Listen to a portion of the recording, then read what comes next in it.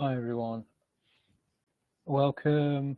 This is the first, oh there I am. So this is the first time I've done a live stream in the village, and this is also going to be recorded.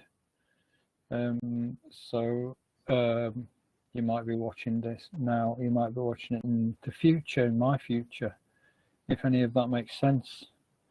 So just get my bearings. So I've retitled this Mindful Awareness and What's Autism Got to Do with It, because it's obviously a big part of the thinking behind M4A, Mindfulness for Autism. But I'm going to try and just explore a little bit about what autism has got to teach us about mindfulness and vice versa. Okay, switching to the next slide.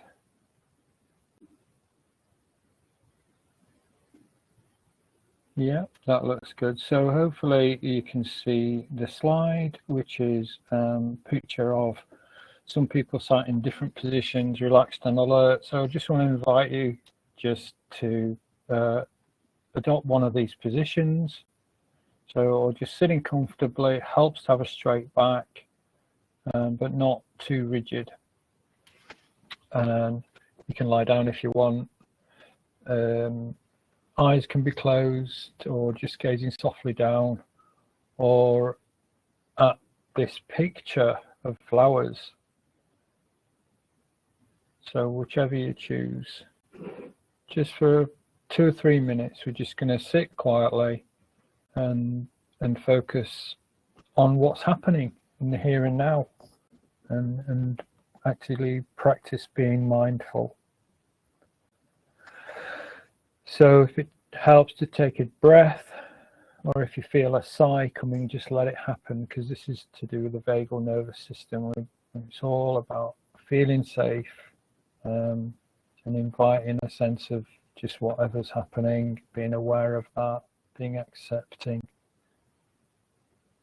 So you might feel temperature, you might feel whether you're comfortable or not, and the contact where you sat. You've got the sensory input of my voice and any other sounds. And you'll be aware of the breathing rising and falling on your tummy, chest, or where it's going in and out of your nose or mouth.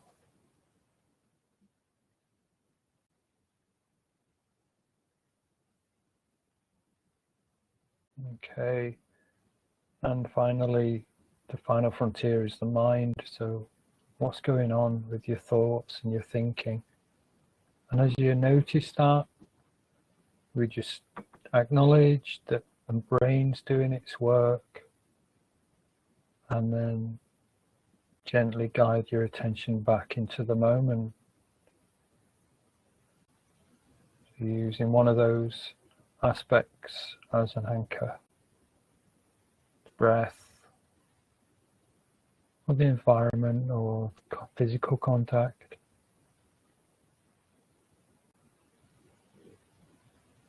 Okay, and then maybe check in with yourself. How are you feeling? What brings you here today? You might just want to formulate that and what you want to get out of it. And when you're ready in your own time, you can open your eyes and just look around your room. Perhaps just ground yourself, have a squeeze of your hands or a stretch. And we'll move on if you just want to bring your focus back to the screen. So just a little bit about the philosophy that underlies. There's all sorts of interesting stuff that underlies the whole philosophy of dialogue, the dialogue village, and mindful awareness. Just a few bullets here. So we've always believed in the potentiality and the unfolding, the interconnectedness of everything. that life is has a potency, and it's always unfolding.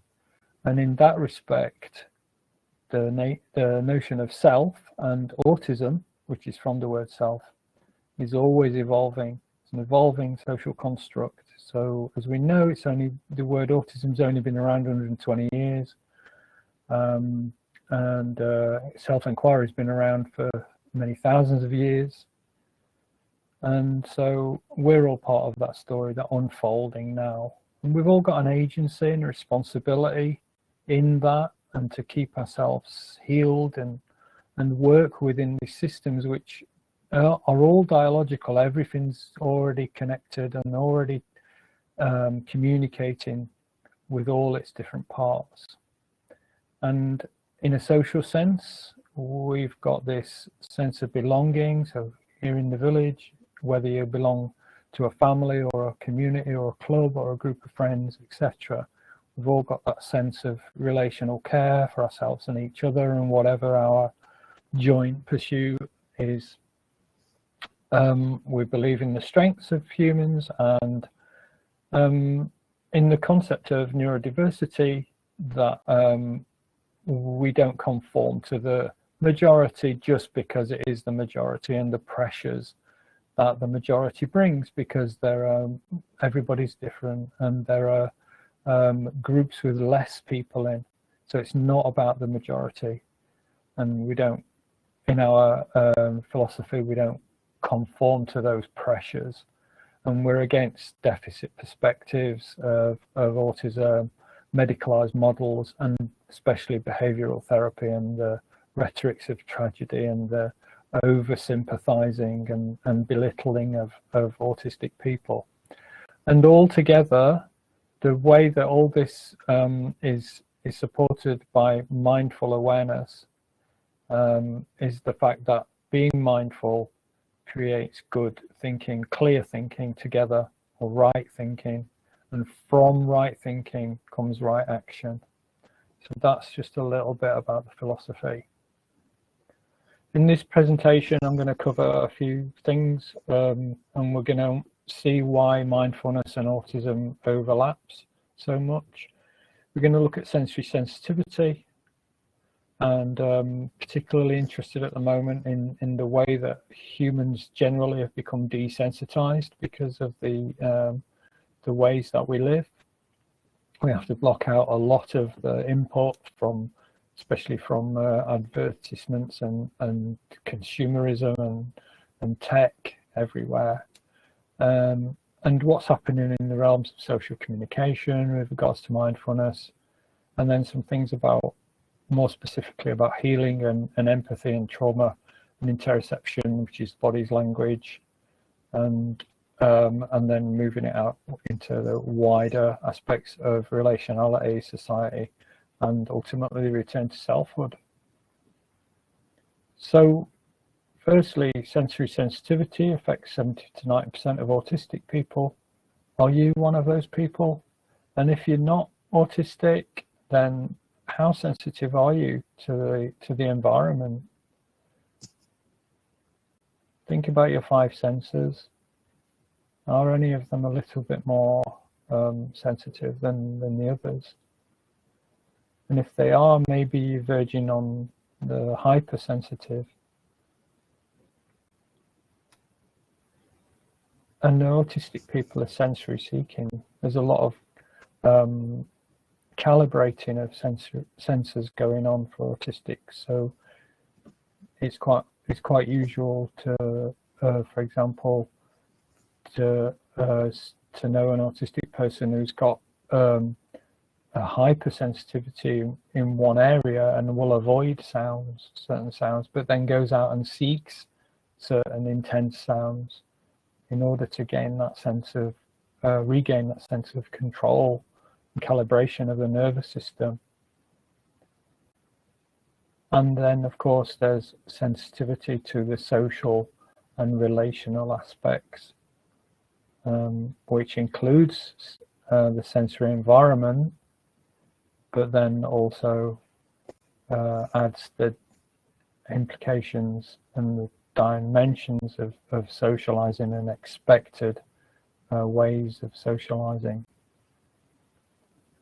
So this is why autism is relevant, and again, just going back to the philosophy of autism, Jim Sinclair says autism is a way of being, and that comes as a surprise to a lot of people when we're constantly bombarded with the idea that it's a thing that can go away, or a thing that's separate from the person.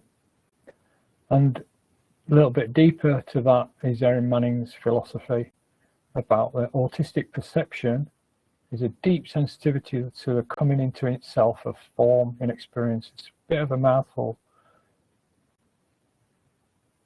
But what she's trying to say is that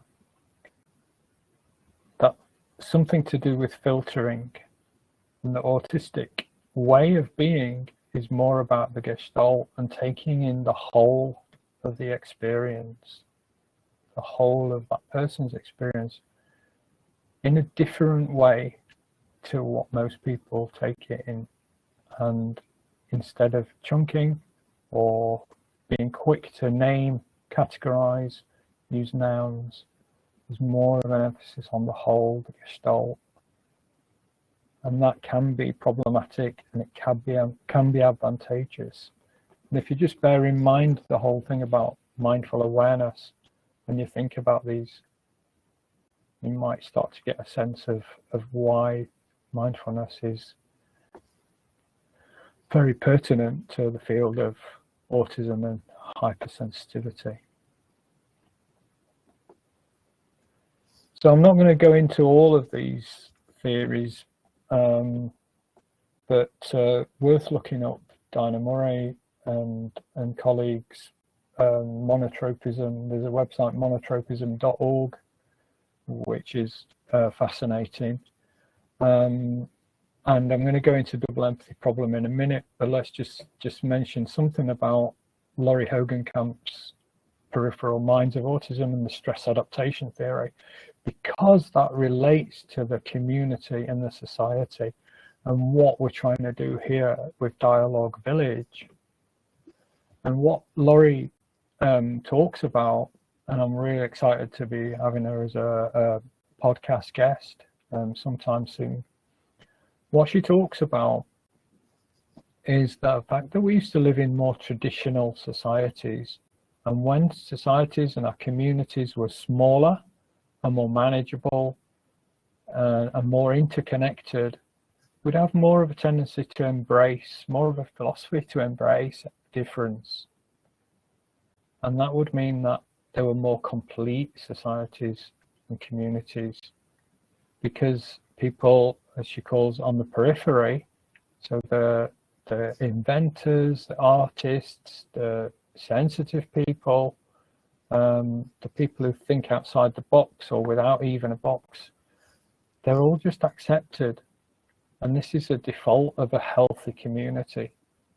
And what's happened, as she says, is that in our modern world, in our huge urbanizations and cities and commercial centers, we've become desensitized, and a lot of people who are more sensitive who would have been on the periphery but included are now slipping through the net.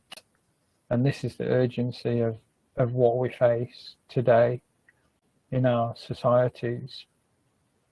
And we know it's urgent because autistic people are much more prone to harming, self-harming and suicide. So it is literally a matter of life or death. And that's why these autistic-led theories, all these people are autistic. This is why these autistic-led theories are so important for us to study, to understand and incorporate into our lives. And that's the idea of a complete society on the internet, the Dialogue Village, as a virtual community is meant to, in a way, it's a bit visionary and maybe idealistic, but we have to start somewhere, and that's what I think is really fascinating about the internet as well, and the way it can actually support people coming together. So let's look at the double empathy problem. So Damien Milton there, everybody's very, well, this theory is one of the most cited theories in autism. The fact that two people, imagine two people, I've got a diagram on the next slide coming up. Yeah, here we go. So an autistic person and a neurotypical person or non-autistic come together. One says, I'm autistic, and the other says, don't worry, I'm sorry, don't worry, we're all somewhere on the spectrum. So this is, as it says, the moment when you realize double empathy problems alive and well. The responsibility usually comes onto the autistic person, but it's also the non-autistic person that hasn't understood the autistic way of being, and instead sympathizes automatically, and not only that, says that we're all the same. So where does the responsibility fall? It falls entirely on the autistic person. And she, in this picture, she's already said, I'm autistic. So that's an invitation to the non-autistic person to try and understand what it's like being autistic. And it should be both ways. So it's a double empathy problem.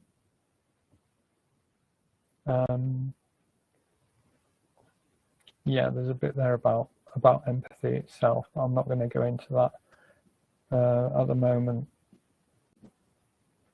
A little bit about trauma. There's so much to unpack about autistic trauma and how it's different to the DSM-5 definition of trauma, which is titled Criterion A. So that's something to do with when there's a witnessing a death or an assault. And unfortunately, autistic trauma is related to this lifelong stigma, and the world itself can be traumatic for autistic people, and it's cumulative trauma. So it's known as CPTSD, so complex or cumulative post-traumatic stress disorder. So the same symptoms of trauma would be apparent in an autistic person, but not recognized in the DSM because they haven't had that experience of being impacted by a single event, a single huge event. It's an ongoing daily sense of being impacted, and because of autism, autistic people are more prone to this, to the impact of the world, and therefore display more traumatic style symptoms and PTSD. And this neuronormative deficit narrative starts in childhood very often, and it's traumatizing. So there's the scary school teacher there, the Gerald Scarfe cartoon, shouting at the young child, why can't you just sit still? And we hear this, stop it, stop it, stop it, don't do this, don't do that, don't look out the window. But it starts earlier than that, even in the family, unfortunately. And yeah, so a lot of autistic adults that are coming to therapy are facing really highly complex situations of unpacking all of that. Little bit, but just before we go back to mindfulness, a little bit about interoception, which is one of the 8 senses. This is the inner relationship to one's own bodily experience, so the body's language. So for example, when you get your heart beating too fast, when you're with somebody, you're having a conversation and you feel like, I'm not happy being here, or there's a sense of threat. So your heart beats and you maybe start sweating. That's the body's language telling you something. And it's telling you to get out of there, basically. So unfortunately, interoceptive accuracy in autism is hindered because of the predominant neurotype and the pressure, social pressure to conform in that example. So what we try and do in the mindfulness sense is come into the body and be able to slow down in the situation and reframe that and ask oneself, what's happening for me right now? What's happening in my body that I can be receptive to and understand that language? And so then, rather than be stuck there and not knowing what to do and being kind of fenced into some kind of expectation in a social situation, we can mindfully, with a mindful practice, tune into the body's language and then respond to that in a self-compassionate and more empowered sense, and then take action from that right thinking, that mindful clarity. So mindfulness, as we know, it's been around thousands of years, and here's Tara Brach on the left there, below her Christine Neff, and then Thich Nhat Hanh, who passed away a few years ago, set up the fabulous worldwide network of Plum Village, starting in France. And John Kabat-Zinn there, he's one of the Western pioneers. Group of school children is quite slow to get going in schools, but there's quite a lot of activity and evidence that children are being taught to practice mindfulness. What a great way to start a day or a lesson. Just a couple of minutes, just tuning into one's sense of self. What is meditation? We've got a list down the left side. Is present moment, non-judgmental awareness. And you can do that. The more you have a practice, the more you say 5 or 10 minutes a day, or once in the morning, once in the evening, the more you're able to do it in the moment as you're going about your life as well. Try it now. Non-judgmental awareness. So it's simply just the brain just pauses, and you can just take a moment to experience what's going on without judging it. It's natural. It's a natural state. We're born with it. So having a practice resets that dial. It's a process. So because we're impacted by the complications of the world, it's necessary to have a daily practice because of the ongoing impact of the world. And it is quite difficult because sometimes it might not feel like it's working. But as long as you turn up, you're halfway there. Turn up to your daily practice. And the more you do it, the better you get. And it gives you this list of power. There's two main categories: physiological. I'm not going to all of these. And then the mental, emotional, and spiritual. Any of those stand out to you? Just take a moment to think about them.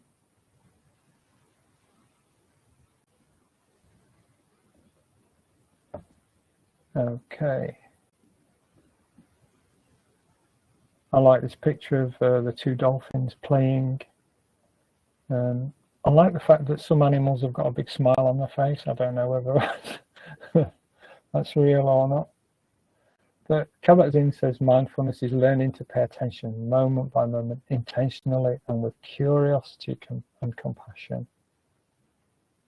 That playful curiosity about life.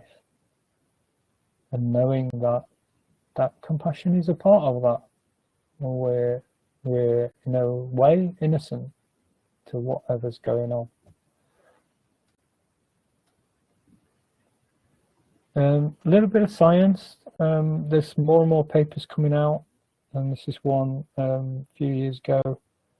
45 children aged 8 to 19 with their parents in parallel, and they studied the emotional and behavioral functioning, mindful awareness and parenting, and the results were good. I don't have the results to hand, but I'll put them in the post when I post this video.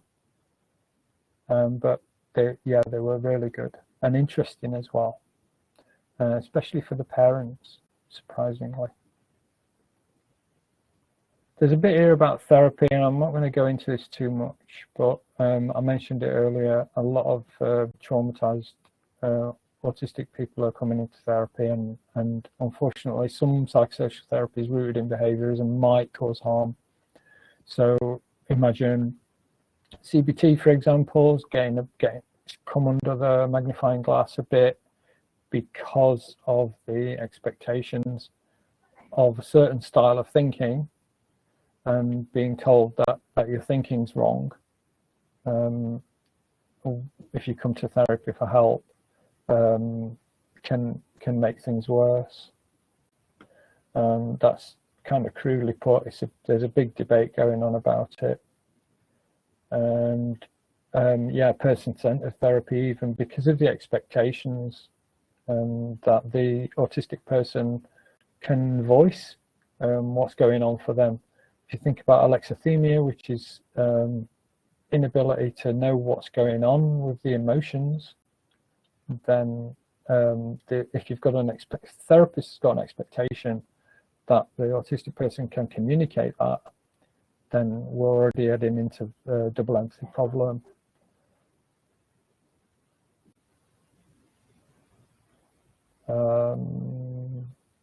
Yeah, we don't need to go into that. But if you look at that bottom section there, the word autism coming from the Greek autos meaning self, we can ask the question, what is the self? And why has autism become, some people call it an epidemic, but it's just the wrong word to use because it's not an illness. So who's setting the standards of normalcy? And I think that we need to really start to question and deconstruct not just the social constructs of autism, but also therapy and the sense that there are people out there that can help and heal. What are they helping? What are they healing when we don't actually know what autism is, what the self is?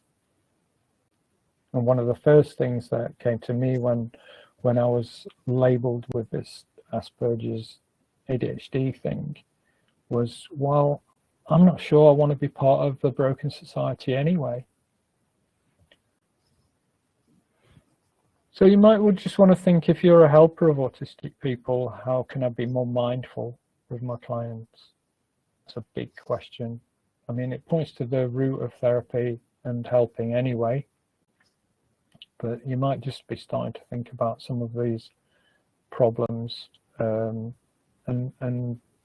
being able to mindfully relate to your clients, using mindfulness together to bring more confidence into your practice.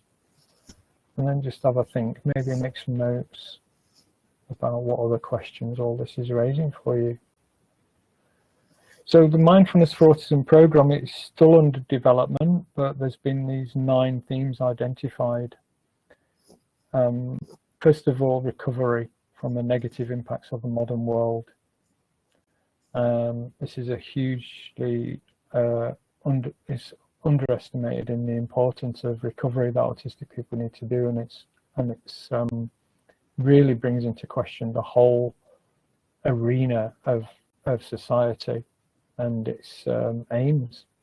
And you know, for example, there's expectations that everybody wants to work, and when you look at statistics and getting people into jobs, not everybody does want to work, and that's an interesting sociological and anthropological problem as well.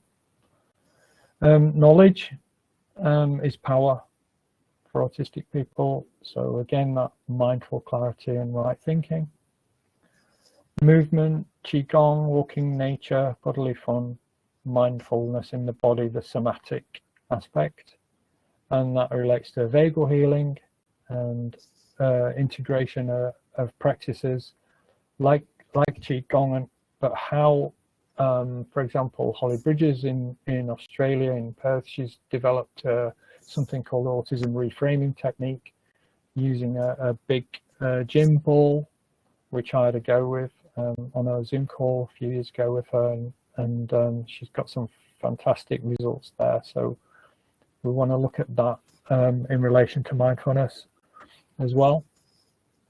And then you've got the senses, the emotions, self-compassion, learning to love yourself in all its messy uniqueness, and embracing the fact that we're messy. Human beings are messy creatures, and that should be okay to a point.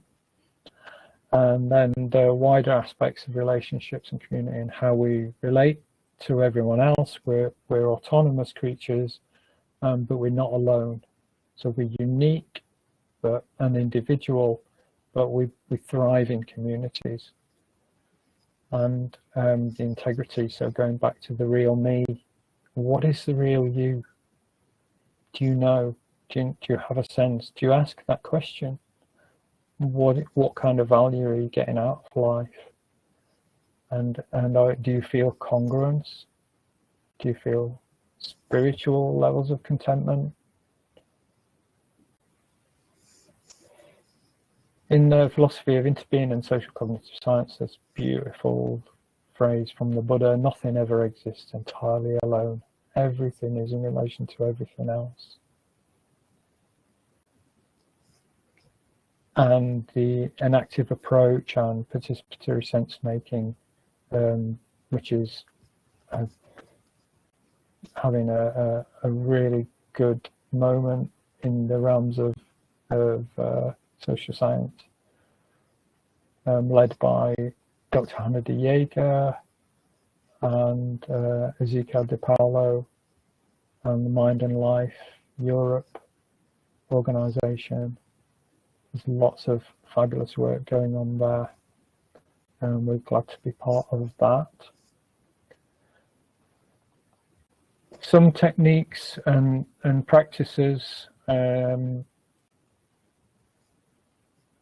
relation to mindfulness. If you think about mantras and other creative devices, so languages, for example, and echolalia. Now, echolalia is the practice of vocal stimming or repetition to do with the mouth and the joy and nervous system calibration that autistic people get from moving the mouth. And if you think about these ancient languages that have deeper phonetic values, highly rhythmic, and there's a little bit more emphasis on the verb. So in the English language, there's quite a lot of emphasis on the noun, and that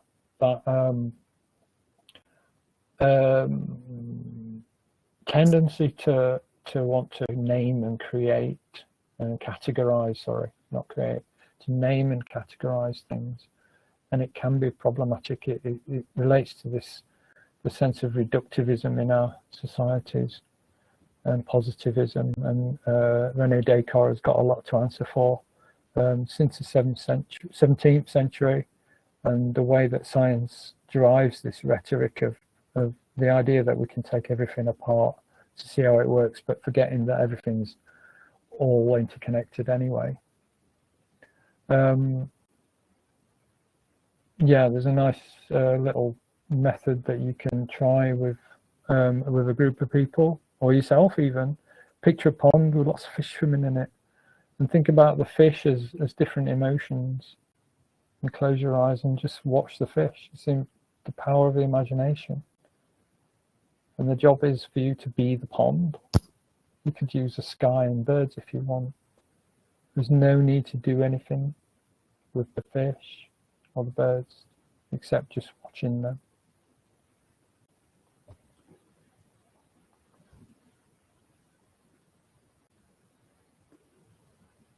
So mindful communicating relates entirely to dialogue and dialogic communities that support each other, supports joint action and the creation of culture.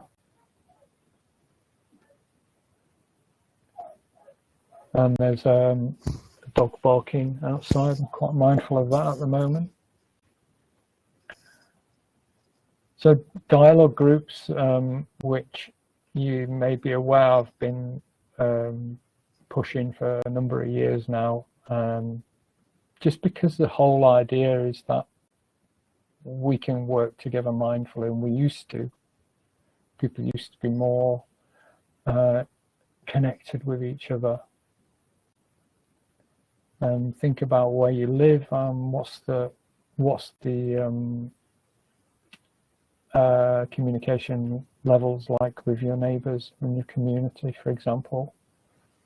So in traditional communities which used to number only between 100 or 150 before it's said that they got unmanageable and fragmented,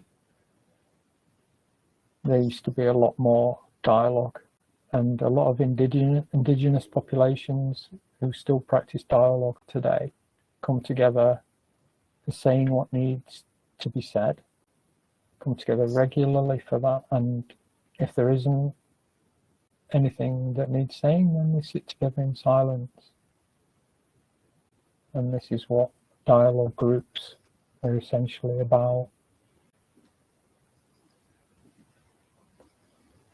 And when we're mindfulness of the other, when we're mindful of ourselves and the other, or the relationship, we start to realize that there's no duality between the self and the other and what's going on. And Sri Ramana Maharshi says, in an answer to a question from one of his students who said, what do I do when the others in the community are aggravating me? He simply replied, there are no others. So you can ask yourself, do you want to be in a relationship? This is bringing it back to your agency and your self of empowerment. Do you want to be in this conversation? And being mindful of that, what do you want? Is there a sense of fragmentation that's healthy and you need to get out of that? Or do you want to come into a relationship that promotes unity and interconnectedness? You can receive others' emotions, you can turn towards the emotion, you can nurture the space between yourself and the other and sense that wave of energy. And if it's positive, we can lean into it. And together we can lower our stress responses relationally and just promoting a sense of healing between each other.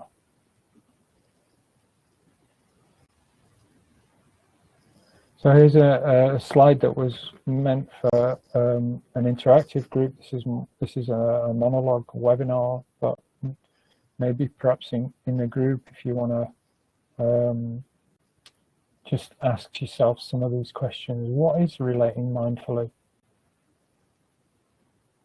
And when we consider the different neurotypes, different experiences in different people's life worlds, what's that like?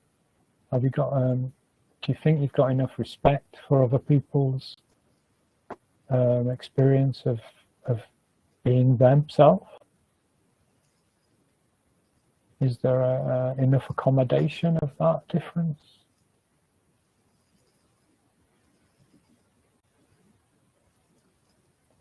And we promote thriving as autistic, being your own best friend, being able to be your authentic self, and perhaps being able to unmask.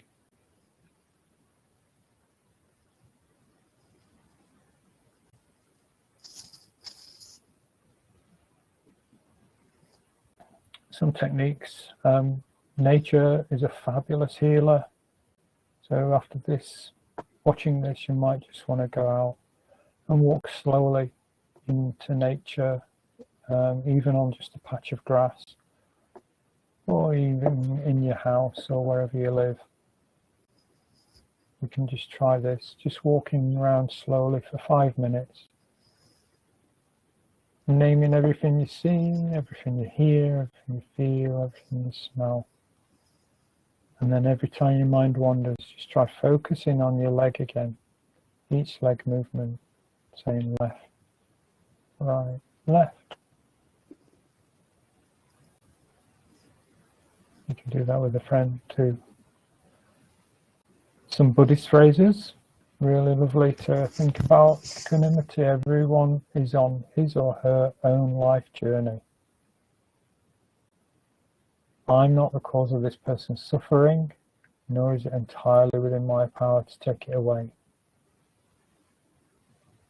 Although this moment is difficult to bear, I'll help to the extent that I can. Forgiveness phrases. May I forgive you for what you've done, wittingly or unwittingly, that caused me harm. May I forgive myself for what I may have done, wittingly or unwittingly, that caused you harm.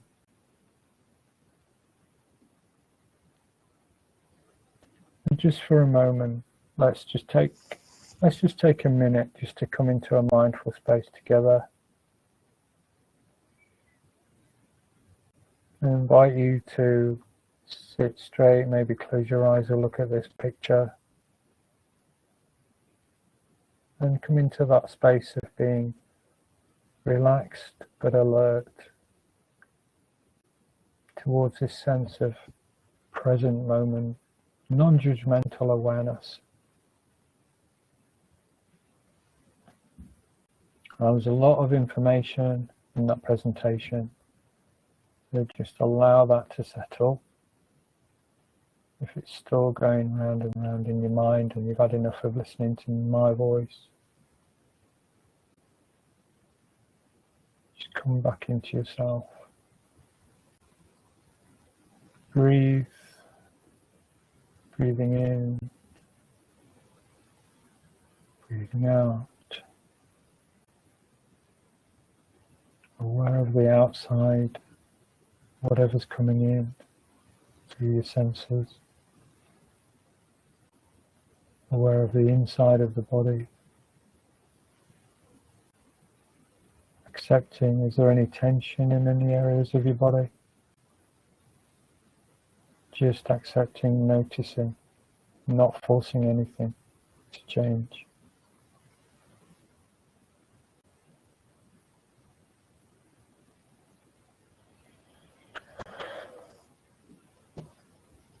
And I'll leave you with this poem, The Guest House by Rumi. This being human is a guest house. Every morning a new arrival, a joy, a depression, a meanness. Some momentary awareness comes as an unexpected visitor. Welcome and entertain them all. Even if they're a crowd of sorrows, violently sweep your house empty of its furniture, still treat each guest honourably. They may be clearing you out for some new delight. The dark thought, the shame, the malice, meet them at the door laughing and invite them in. Be grateful for whoever comes, because each has been sent as a guide from beyond.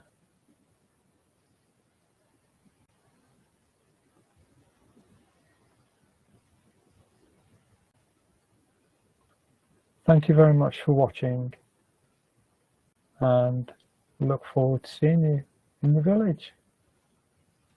Bye-bye.